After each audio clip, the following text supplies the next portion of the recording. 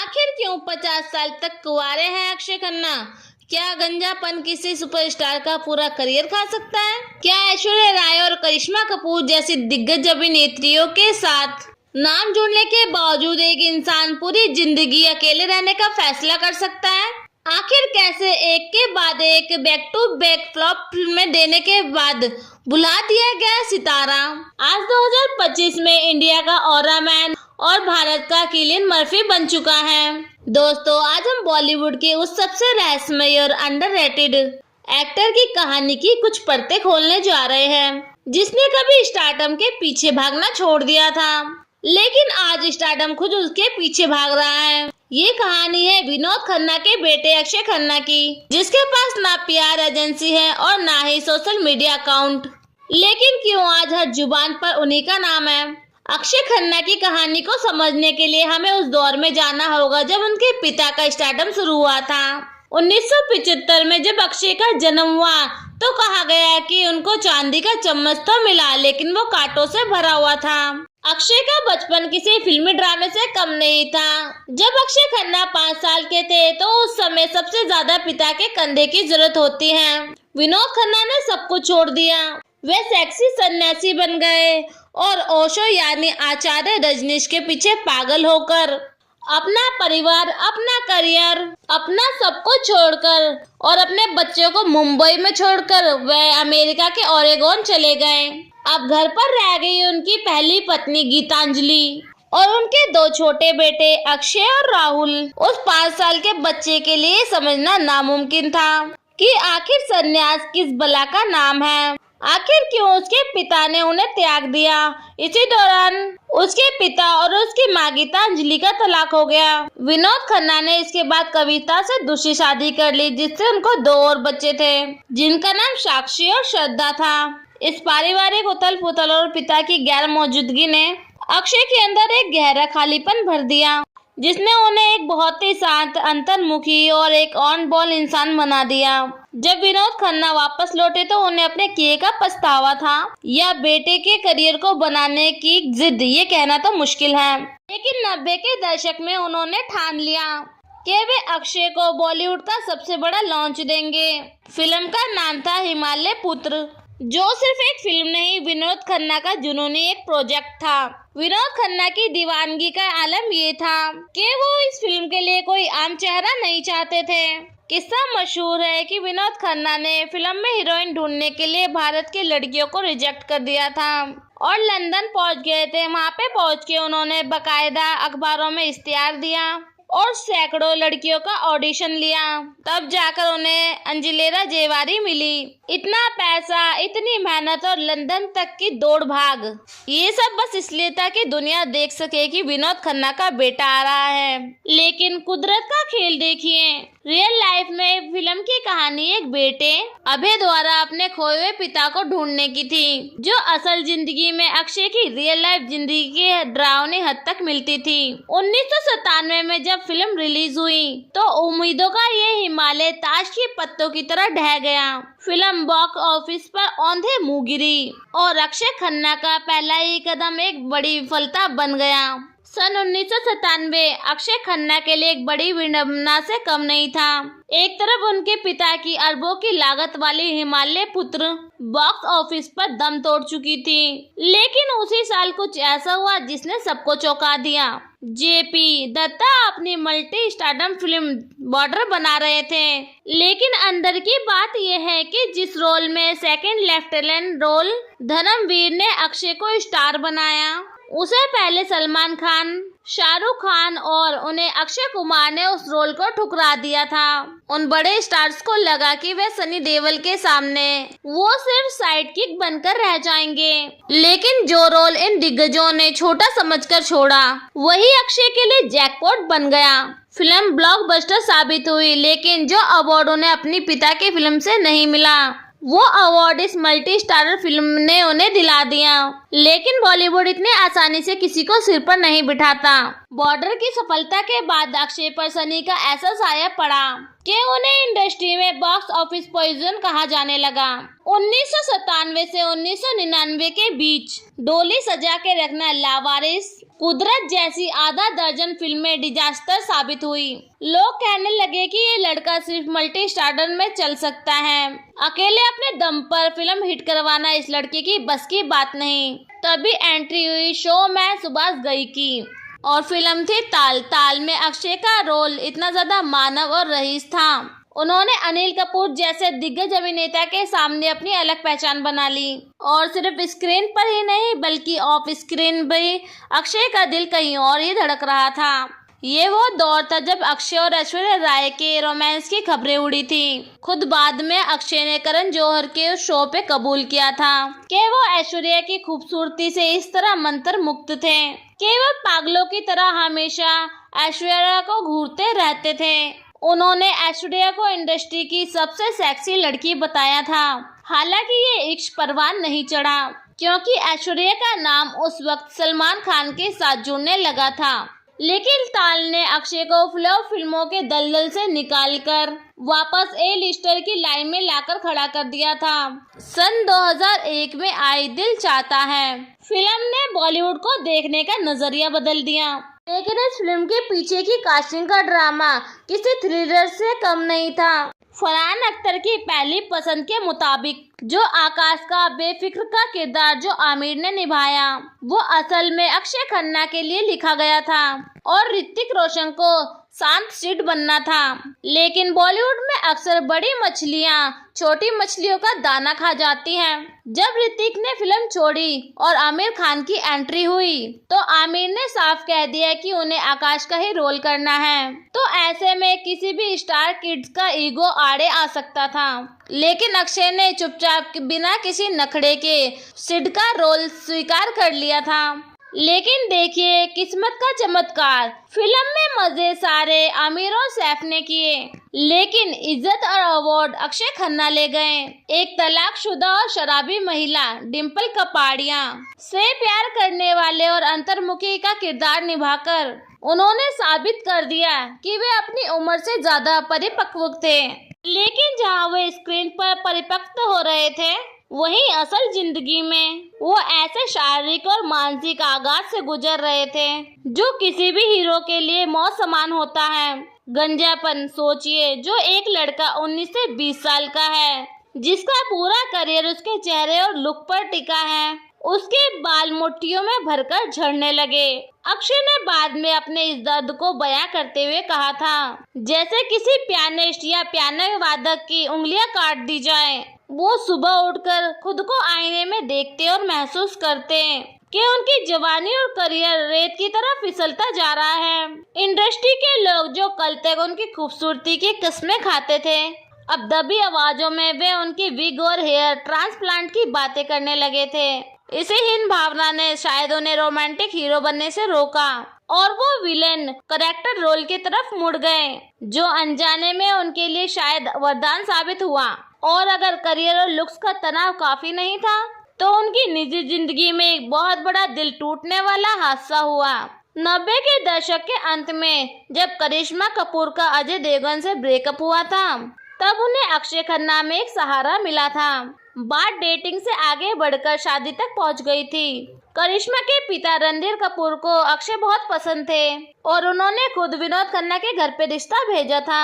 दोनों खानदान तैयार थे, पत्रिकाएं बस छपने ही वाली थी। लेकिन फिर एंट्री हुई विलन की, करिश्मा की मां बबीता उस समय करिश्मा की डोर अपने हाथ में रखती थी। उन्होंने देखा कि उनकी बेटी फिल्म की नंबर 1 हीरोइन है और अक्षय खन्ना उनकी फिल्में धीरे धीरे सारी फ्लॉप होती जा रही हैं। फैसला लेते हुए बबीता ने अपनी बेटी के प्यार की बलि चढ़ा दी और ये रिश्ता हमेशा के लिए टूट गया। ये बॉलीवुड का वो कड़वा सच था जिसने अक्षय को ये सिखा दिया था कि यहाँ पे एक्स भी बॉक्स ऑफिस कलेक्शन देखकर किया जाता है। बॉलीवुड में कहावत है कि यहाँ पे कोई किसी का सगा नहीं होता। अक्षय खन्ना के साथ जो 2007 में हुआ ये किस्से का सबसे बड़ा सबूत है।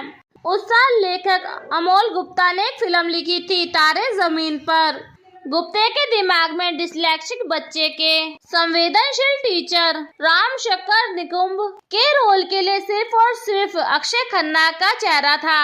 अक्षय की दिल चाहता है कि आर्टिस्टिक इमेज इस रोल के लिए एकदम फिट थी। अमोल गुप्ते आमिर खान के पास सिर्फ इसलिए गए थे ताकि वे उन्हें अक्षय खन्ना से मिलवा सके या उनका नंबर दे सके, लेकिन यहाँ पे एक ऐसा खेल खेला गया जिसे सुनकर आप दंग रह जाएंगे।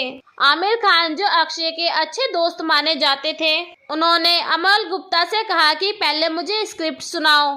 अब जैसे आमिर खान ने ये स्क्रिप्ट सुनी तो उन्हें अंदाजा हो गया कि ये फिल्म इतिहास रचने वाली है। उन्होंने न सिर्फ फिल्म को प्रोड्यूस करने का फैसला लिया, बल्कि जो रोल अक्षय के लिए लिखा गया था वो खुद ले लिया।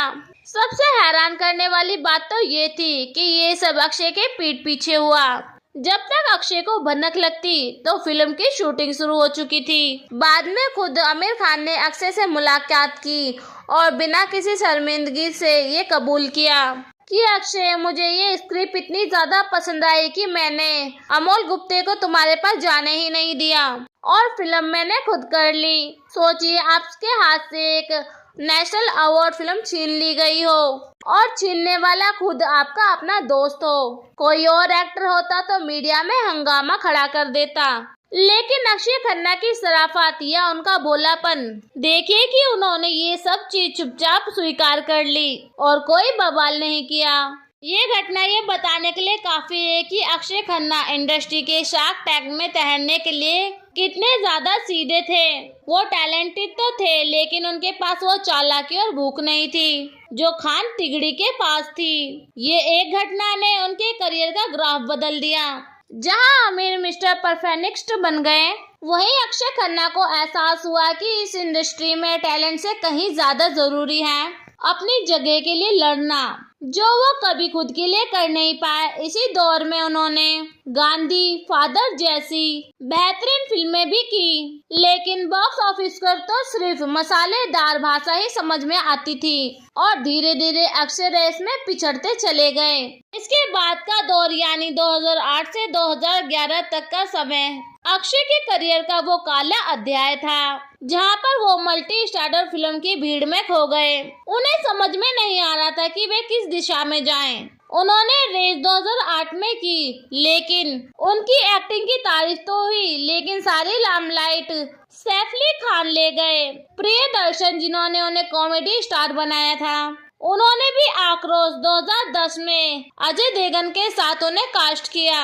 आक्रोश में अक्षय ने एक करप्ट पुलिस वाले का रोल इतनी शिद्दत से निभाया था कि देखने वालों के रोंगटे खड़े हो गए, लेकिन फिल्म की मार्केटिंग और गलत रिलीज की टाइमिंग की वजह से ये बेहतरीन फिल्म भी बिना शोर मचाए फ्लॉप हो गई। हद तो तब हो गए जब उन्होंने 2010 में फरहाना खान की 30 मार खान की। इस फिल्म में उन्होंने अक्सर औरंगजेब का रोल किया था। विडम्बना देखिए कि उस पूरे फिल्म में अक्षय खन्ना की ही एक्टिंग थी जो बर्दाश्त करने लायक थी। उनका काम शानदार था, लेकिन फिल्म इतनी ज्यादा डिजास्टर थी कि उसका धब्बा उनके करियर पर भी लगा। लोगों ने कहना शुरू कर दिया कि अक्षय खन्ना अब खत्म हो चुके हैं। अब साल 2012 में एक फिल्म आई थी कि गली गली चोर है। ये फिल्म बॉक्स ऑफिस पर डिजास्टर साबित हुई ही, लेकिन इसके बाद जो अक्षय खन्ना ने किया उसने पूरी इंडस्ट्री को स्तन करके रख दिया। इस फिल्म के रिलीज के बाद अक्षय खन्ना अचानक गायब हो गए। ये कोई छोटा मोटा ब्रेक नहीं था, ये पूर्ण अज्ञातवास था। 4 साल तक ना कोई फिल्म, ना कोई पार्टी, ना कोई इंटरव्यू और ना ही किसी अवार्ड शो में उनकी झलक, जैसे कि धरती उन्हें निगल गई हो।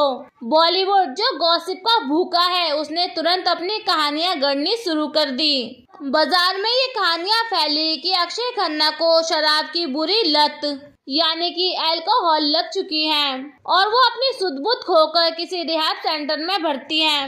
लोगों का कहना था कि विनोद खन्ना का बेटा अक्षय खन्ना भी उसी लाइन में चल चुका है, जिस लाइन में कई सारे स्टार किड चल के बर्बाद हो चुके थे। मैगजीन्स में आर्टिकल छपने लगे कि कैसे एक होनहार एक्टर अपने ही डिप्रेशन और नशे के प्याले में डूब चुका है, लेकिन इन बंद दरवाजों के पीछे की सच्चाई अफवाहों से कहीं ज्यादा दर्दनाक थी। सच्चाई ये थी कि अक्षय खन्ना उन्होंने बाद में खुलासा किया कि वे कैमरे के सामने एक्टिंग करते करते थक चुके थे, लेकिन इस गायब होने की निजी वजह कुछ और थी जिसे उन्होंने दुनिया से छुपाकर रख रखा था। उनके पिता विनोद खन्ना की जानलेवा बीमारी। रिपोर्ट के मुताबिक यही वो समय था जब विनोद खन्ना का स्वास्थ्य तेजी से गिर रहा था। उन्हें ब्लड कैंसर था। उनका निधन 2017 में हुआ। जिस पिता ने उन्हें बचपन में ही ओशो के लिए छोड़ दिया था, उसी पिता के लिए अक्षय ने सब कुछ छोड़कर उनके साथ समय बिताने का फैसला किया। उन्होंने मुंबई की चकाचौंध और शराब को त्याग दिया और अलीबाग में अपने फार्म हाउस पर एकांत में रहने के लिए चले गए। वहां उन्होंने गार्डनिंग की, किताबें पढ़ी और खुद को उस मसाला हीरो की इमेज से तोड़ा जिसमें वे कभी फिट नहीं हो पा रहे थे। उन्होंने अपनी शर्तों पे एक ऑन बॉल या अजीब व्यक्ति बनकर जीना स्वीकार किया, जिसे लोगों से मिलना जुलना पसंद नहीं था। दुनिया जिसे उनका पतन या नशा समझ रही थी, वो उनका पुनर्जन्म यानी रिबूट होने का तरीका था। वो शेर की तरह पीछे हटे थे ताकि एक लंबी छलांग लगा सके। 4 साल तक एक लंबे वनवास और सन्नाटे के बाद जब 2016 में अक्षय खन्ना वापस लौटे, तो वो पुराने लवर बॉय नहीं थे जो पेड़ों के पीछे छुपकर गाना गाते थे। अब उन्होंने सीख लिया था अगर इस इंडस्ट्री में टिकना है तो उन्हें अपनी कमजोरी को ही अपनी ताकत बनाना होगा। उनकी वापसी हुई फिल्म डिशूम से, जिसमें उन्होंने वागा नाम के सनकी और स्टाइलिश विलन का किरदार निभाया, जिसमें उन्होंने एक इंटरव्यू में कहा था कि 4 साल बाद वापस लौटना उनके लिए अपने किरदार में शून्य से शुरुआत करना होगा। उनके हाथ पैर कांप रहे थे जैसे कि वो कोई न्यूकमर हो। अब जैसे ही कैमरा रोल हुआ, दर्शकों ने देखा कि शेर बूढ़ा जरूर हुआ है, लेकिन शेर बूढ़ा नहीं हुआ है। ये संकेत था कि अब अक्षय खन्ना ने हीरो बनना छोड़ दिया है और अभिनेता बनने की जिद पकड़ ली है। इसके बाद उन्होंने मॉम और इत्तेफाक जैसे फिल्मों में एक ऐसे पुलिस अफसर के किरदार निभाए जो चिल्लाते नहीं थे, बल्कि अपनी आंखों से मुजरिम की रूह को स्कैन कर लेते थे। लेकिन असली गेम चेंजर साबित हुई 2019 की कोर्टरूम ड्रामा सेक्शन 375। यहाँ उन्होंने एक बचाव पक्ष की भूमिका निभाई। अब लोगों ने मान लिया कि ये बंदा एक्टिंग की एक अलग ही लीग में खेल रहा है। फिर आया 2022 का वो तूफान जिसने बॉक्स ऑफिस के सारे रिकॉर्ड तोड़ दिए।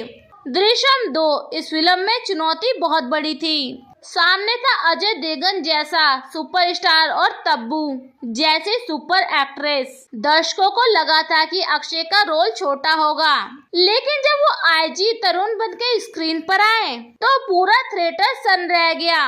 बिना किसी फाइट सीन के सिर्फ अपनी बुद्धिमानी और अपनी समझदारी से उन्होंने अजय देवगन के पसीने छुटा दिए। फिल्म ने 240 करोड़ की ब्लॉकबस्टर कमाई की और इसका एक बड़ा हिस्सा अक्षय खन्ना की उस शतरंज खिलाड़ी वाले को दिया गया जो इंडस्ट्री उन्हें कल तक खत्म मान चुकी थी। अब वही प्रोड्यूसर्स उनकी तारीफें लेने के लिए लाइन में खड़े थे। मशहूर डायरेक्टर प्रियदर्शन ने भी कहा, अक्षय हमेशा उनके पसंदीदा रहे हैं, लेकिन अवार्ड शो ने उन्हें हमेशा नजरअंदाज किया। इस दौर ने साबित कर दिया कि अक्षय खन्ना ने अपने गंजेपन और बढ़ती उम्र को कभी छुपाया नहीं, बल्कि उसे एक ऐसी रौबदार व्यक्तित्व में बदल दिया जिसके सामने अच्छे यंग हीरोज भी पानी भरते हुए नजर आए। कहानी का क्लाइमैक्स आता है साल 2025 में, जो 50 साल के अक्षय खन्ना ने वो कर दिखाया जो बॉलीवुड के इतिहास में शायद ही किसी एक्टर ने किया हो। एक ऐसा पुनरुत्थान जिसे देखकर यंग जनरेशन के स्टार्स भी कांप गए हो। फरवरी 2025 में रिलीज हुई ऐतिहासिक फिल्म छावा में जब विक्की कौशल छत्रपति शिवाजी बनकर शेर की तरह धार रहे थे, तो उनके सामने औरंगजेब बने अक्षय खन्ना चिल्ला नहीं रहे थे, बल्कि उनकी खामोशी स्क्रीन फाड़ रही थी। आलोचकों ने लिखा, उन्होंने औरंगजेब को एक कैलकुलेटर नहीं, बल्कि उनको एक चलता फिरता मौत का साया बना दिया।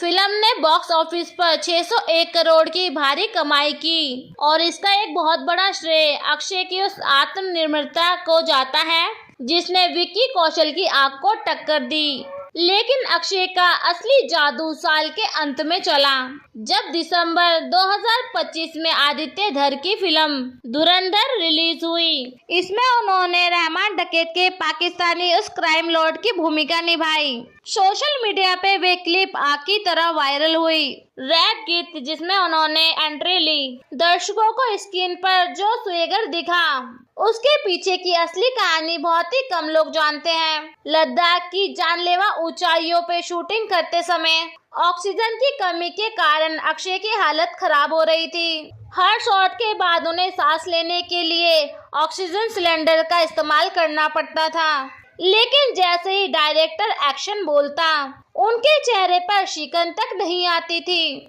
और वो पूरी अकड़ के साथ सीन देते थे। फिल्म में रणवीर सिंह जैसे मुख्य पावर हाउस भूमिका में थे, लेकिन थिएटर से बाहर निकलने वाली पब्लिक और सोशल मीडिया रिव्यूज ने एक सुर में कहा कि Akshay Khanna social media stealer थे और वो रणवीर सिंह पर भी भारी पड़ गए। बिना खुद का इंस्टाग्राम अकाउंट बनाए और बिना किसी फालतू के पीआर स्टंट के अक्षय ने साबित कर दिया कि शेर की दहाड़ के लिए किसी की भी जरूरत नहीं होती। 278 करोड़ की कमाई के साथ 2025 आधिकारिक तौर पर अक्षय खन्ना का साल घोषित हो गया।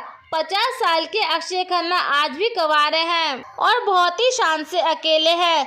अक्षय खन्ना ने बेबाकी से कहा कि उन्हें कमिटमेंट फोबिया नहीं है, बल्कि ये उनकी अपनी चॉइस और पसंद है। उनका मानना है कि शादी का मतलब समझौतों की लंबी लिस्ट और वो अपनी जिंदगी और अपना पूर्ण समय और अपनी आजादी पर अपना ही नियंत्रण चाहते हैं। वो एक ऐसे इंसान हैं जो किसी को भी जवाब देना पसंद नहीं करते। वो खुद को एक सोशल मिसफिट या अलग थलग रहने वाला इंसान मानते हैं। उन्हें इस बात का कोई मलाल नहीं है।